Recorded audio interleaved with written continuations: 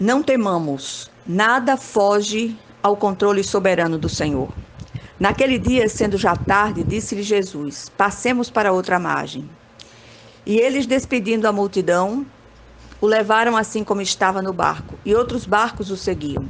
Ora, levantou-se grande temporal de vento, e as ondas se arremessavam contra o barco, de modo que o mesmo já estava a encher-se de água.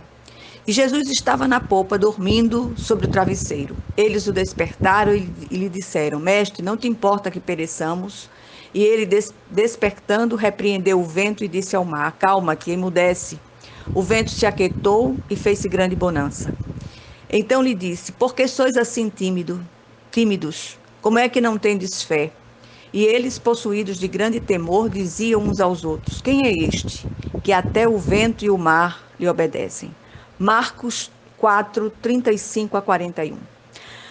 A metodologia de ensino de Jesus é absolutamente prática, e a sua palavra está repleta de episódios que respaldam esta afirmação.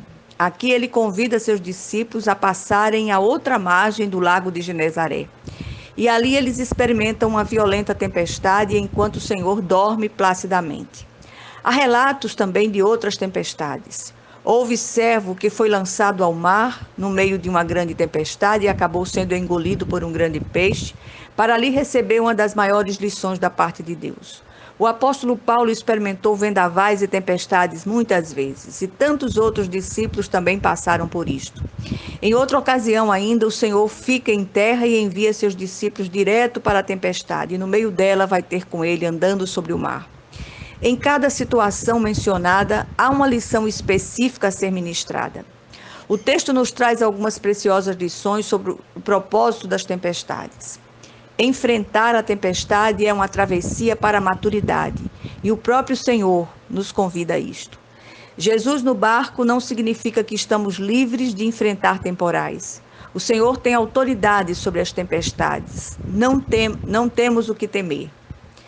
As tempestades são testes de fé, e os ventos e o mar estão absolutamente debaixo da autoridade do Senhor Jesus. E quanto a nós, cristãos contemporâneos, será que ainda somos enviados às tempestades com fins didáticos? A resposta é um sonoro sim. As tempestades que nos assolam talvez não sejam literais como ventos impetuosos e mares bravios, destruindo nossos barcos. Contudo, há um sem número de situações que tipificam esses vendavais. São rupturas bruscas de relacionamentos, perseguições que se levantam como avalanches, enfermidades que nos emboscam, nos tirando o chão. De repente, nos deparamos com a finitude da vida, daqueles a quem amamos, e impotentes os assistimos partir, sem nada poder fazer. A violência estúpida e desnecessária que nos deixa acuados. Os ventos são muitos e cada vez mais furiosos na tentativa de nos fazer perecer. O que nós aprendemos aqui? Jesus está no barco com os discípulos no meio daquela tempestade e dormia tranquilamente. Os discípulos o acordam e se queixam.